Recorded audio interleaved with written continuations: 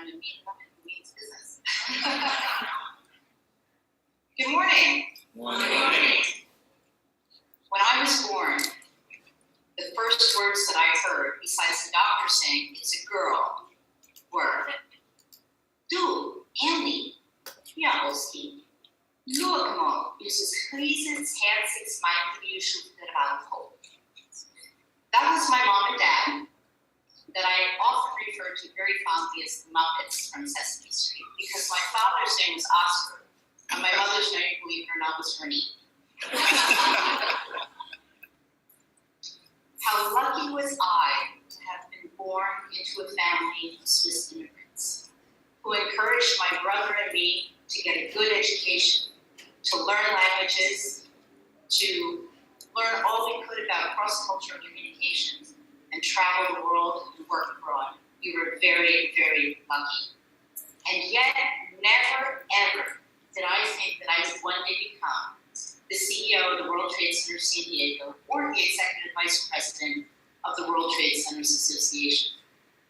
But what's even more amazing to me is that I'm addressing this group, and I'm going to call you leaders, not young leaders, but actual leaders from around the world, which is just a dream come true for me, and I am so thankful for this opportunity. Let me briefly illustrate 4 key steps of how the World Trade Centers Association possibly became the single largest international trade and investment organization in the world. In 1960, our founder, Guy Pizzoli, was the chief engineer of the New York, New Jersey Port Authorities, right here, and he was commissioned to plan, design, build, and lease the Twin Towers. He was doing what he loved to do, what he was passionate about, and he developed a reputation for exactly that, in which he excelled. Tapping into his core beliefs, his personal beliefs, and also the core beliefs of the Port Authority, he went on to create and develop a vision of peace and prosperity through trade and established the World Trade Centers Association 44 years ago. We are actually a not-for-profit, apolitical organization. Although Mr. Pizzoli passed away in February last year, he left his vision intact, and it actually grew from one World Trade Center in New York City to more than 320 World Trade Centers in 100 countries around the world. I'm very pleased to share that our organization is present in countries from which some of my fellow panelists come today. Bucharest, Romania. Bucharest World Trade Center was actually our host of the annual General Assembly this past April. Asunción, Paraguay, Kuala Lumpur, Malaysia, Kampala, Uganda, which is a brand new World Trade Center actually, and also Okinawa, Japan, which is represented here by John. Mr. Pizzoli's vision was far greater than himself and his own interests.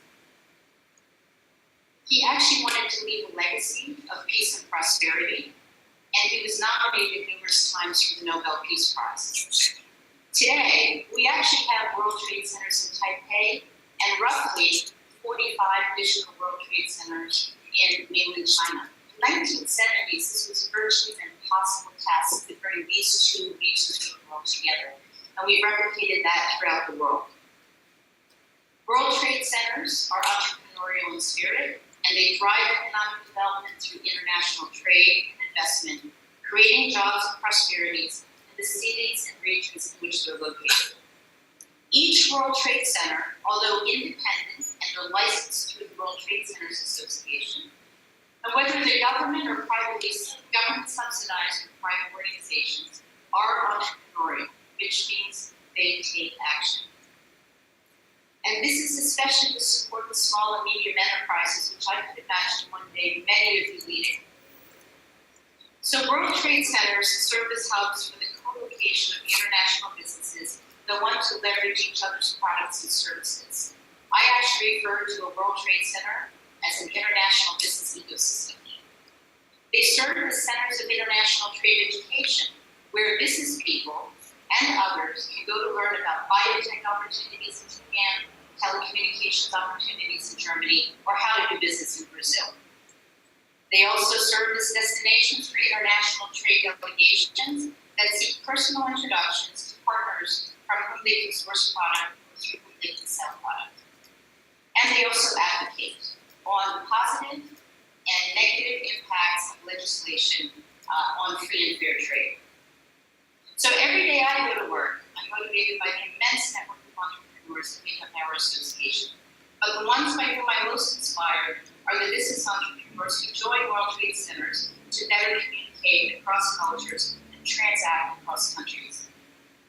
The more people trade, the less likely they're going to move forward because they're invested in each other's countries, in each other's businesses, and ultimately in each other's families. I'd like to share 4 practical perspectives on entrepreneurism and leadership with you that I'm hoping that once you walk out today, you can actually employ. Number 1, do what you love to do.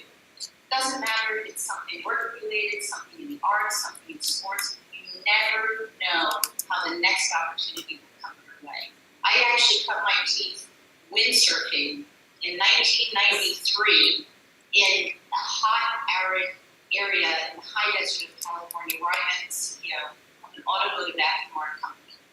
And it was not my windsurfing abilities that got me in the position, but through that encounter, he learned that I knew how to sell, that I spoke different languages, and he had a vision that I could take this company international. Determine your values. We've heard this before in the panelists today. Look deeply into yourself and crystallize what your core values are and your skills. And I would recommend single out your top 3 core values. These are your decisions that you make. What you base your decisions on a daily basis, whether it's work-related, school-related, family-related. And be bold. Let me ask you a question. With everybody that has a business card, just everybody put your hands up in the air. If you do not have a business card, please keep your hands up and everybody else put your hands down. Okay, I encourage people who don't have business cards, and even if you do, especially personal business cards, if you don't have a job yet, take your business card, identify your 3 core values and your 3 key skills, and be bold and put them as bullet points on the back of your business card. When you present your business card, present them with your core values and your skills facing up. This will immediately communicate the essence of who you are, and it will differentiate you from people elsewhere out there. Very practical as you're developing your leadership skills. Go beyond what's in it for me. Vision and service are definitely most effective and sustainable when anchored to a greater purpose. It can be an experience, product, service, it doesn't matter. And this is where true entrepreneurism and inventions are born. And number 4, entrepreneurship is about action. You can think about it, you can prepare for it. If you don't take action, it won't make an impact. And one of the ways to take action is to network.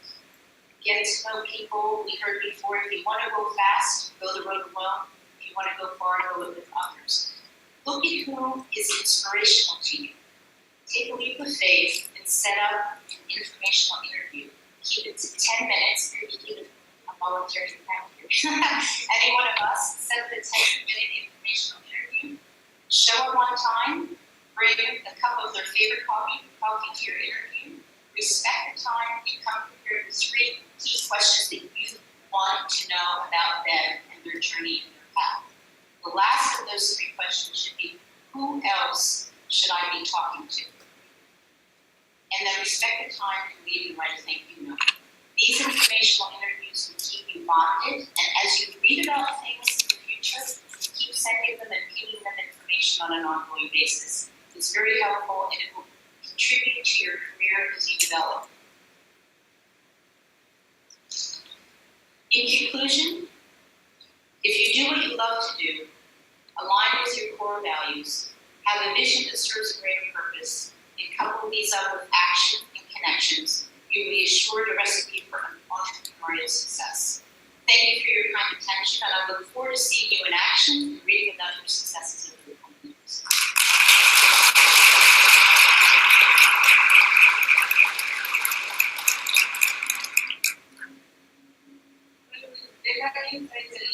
Now we know why she's considered one of the most best connected people in the World Trade Center Association around the world. What I would like to highlight also is that IYLA is fluent in 4 languages. The next panelist I'd like to introduce a very good friend. He has been behind the preparation of this forum very actively, traveling from Washington to New York. Our friend John Dixon, who is the chairman of the Global Young Leaders Assembly. Just to know, for those of you who still don't know John, John's career combined extensive experience in international and intercultural program development, interpersonal communication, and organizational vision. He is deeply committed to finding ways of helping developing countries around the world through vehicles of business and education, combining both of them. John has been active in a broad range of non-profit businesses and civic organizations. John is the chairman of the Global Young Leaders Academy and the co-chair of the host committee of the International Young Leaders Assembly. John, let us welcome John. Here's the floor.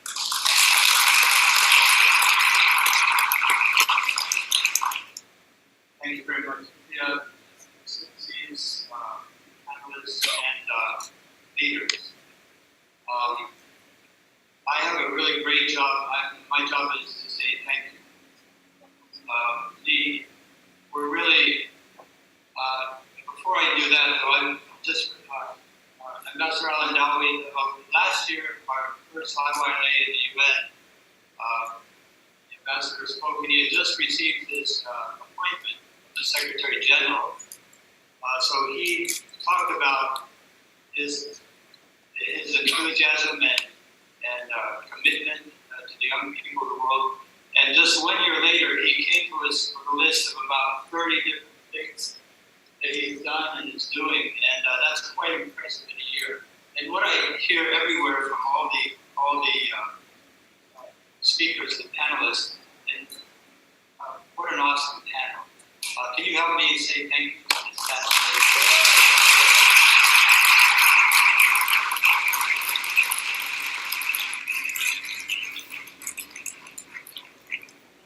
Everything that came up was excellent, and I think that's what's exciting about young people.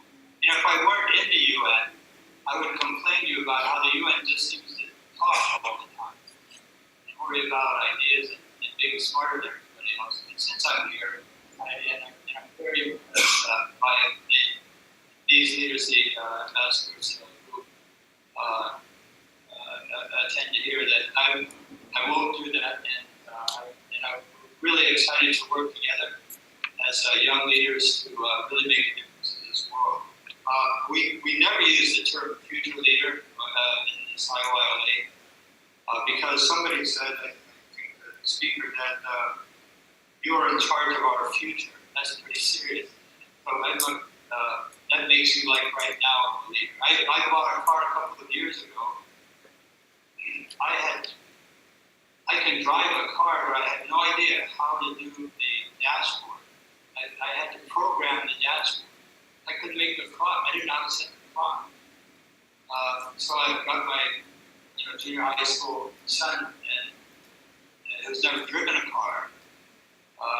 And he, of course, did it just like that. In a few seconds, I had it ready to go, and he's working. So he's already my leader, 14 years old, and I take him where he wants to go. So these guys are not future leaders, and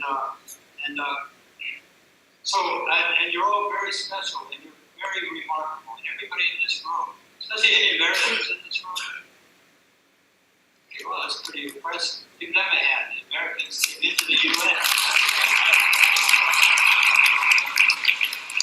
very thankful of everything. I'm one friends that are American. Very few have ever been in this space. So you are really remarkable.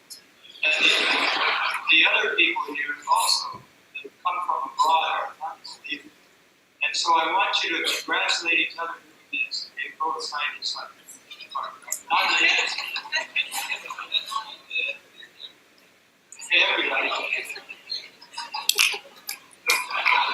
Okay, now the front row to the back, this row to the aisle, this front. Okay, one to the person behind.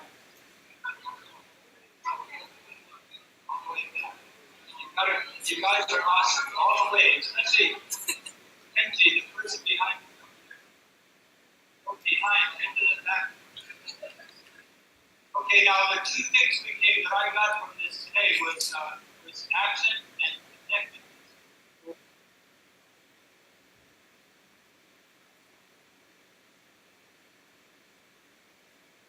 Are so awesome, unbelievable.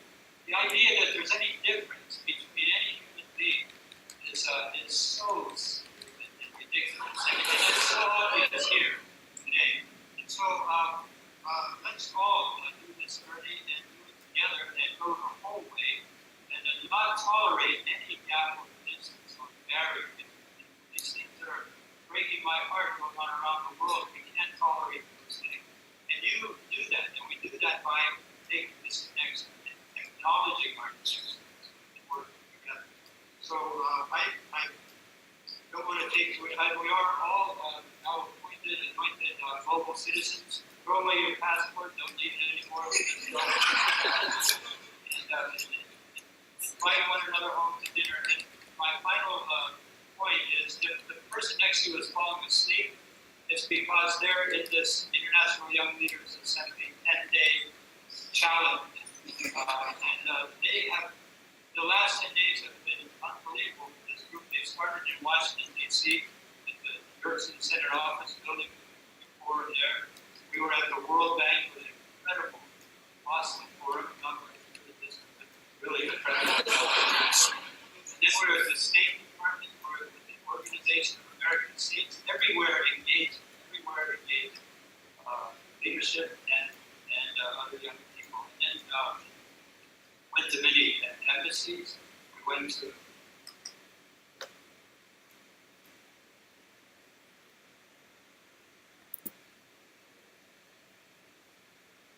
so as a way of promoting governance and human rights and especially dignity, where dignity came up all the time there, especially with our Mayor Wilson's good, like everybody's grandfather.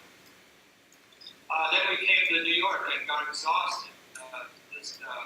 Just driving across Manhattan to White House. I don't know how you, the New York was here, I don't know how you survived everything. God bless you for that, and Rubia and the Paraguay mission, and all the sponsoring missions, many like 20 embassies in Washington, D.C. And all of you, we're just so grateful. And please know, this is the way it's supposed to look. This is the way it is. And the other things, let's not tolerate it. Don't allow it to happen. Keep connected. Use your phones. Program your cars. Love each other. And eat together. Have a nice lunch. And let's really do this forum. And as far as the IYLA full-time 10-day participants, let's finish strong. Thank you.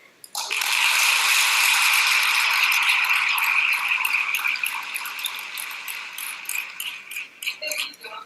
And before we leave this room, I have 1 minute and a half kind of to wrap up everything that has been said for each of our panelists. It was too intense, so you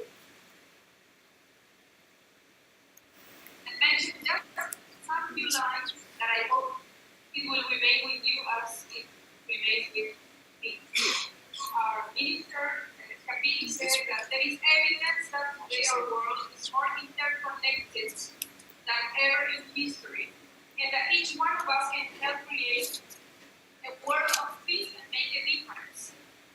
We also heard the word connection.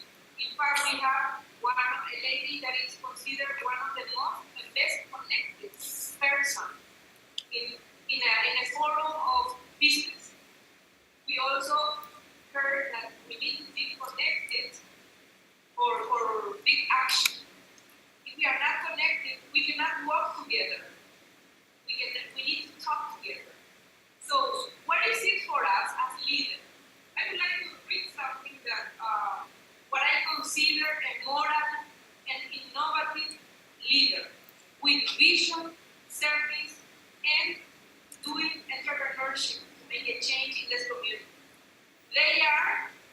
the ones that look around them and decide to do something.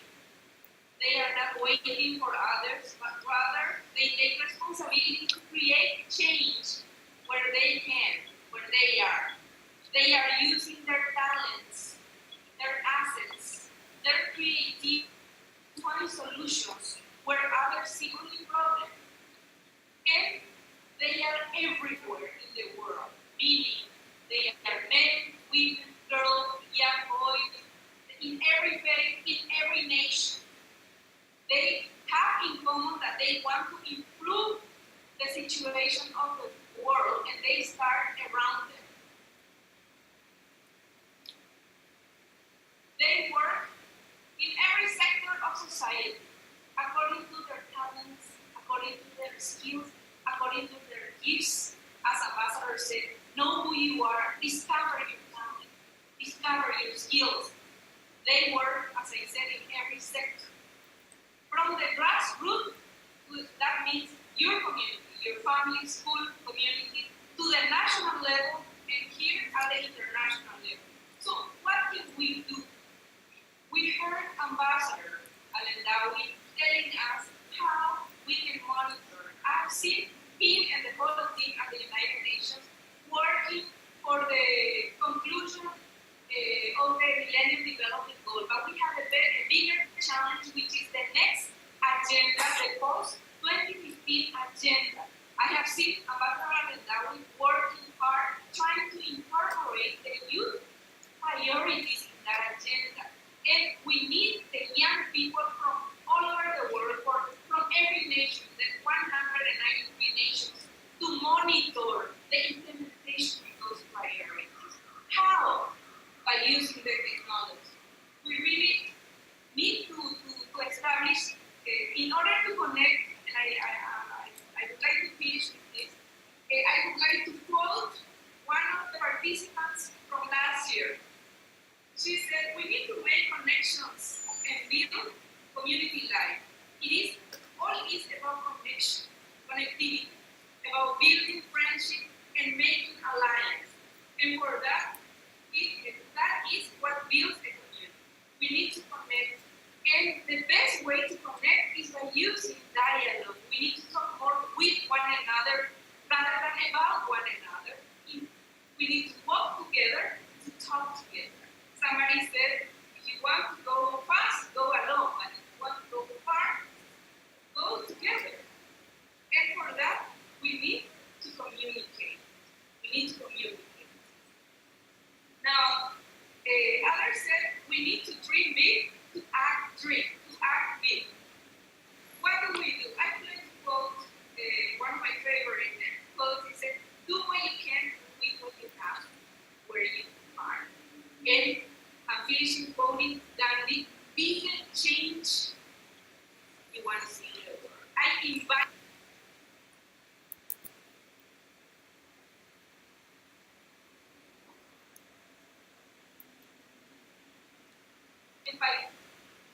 many difficult qualities to be here today. I hope you take this opportunity, and I hope you will take with you what we have heard, the experiences, the finance panelists they share with us. Thank you very much.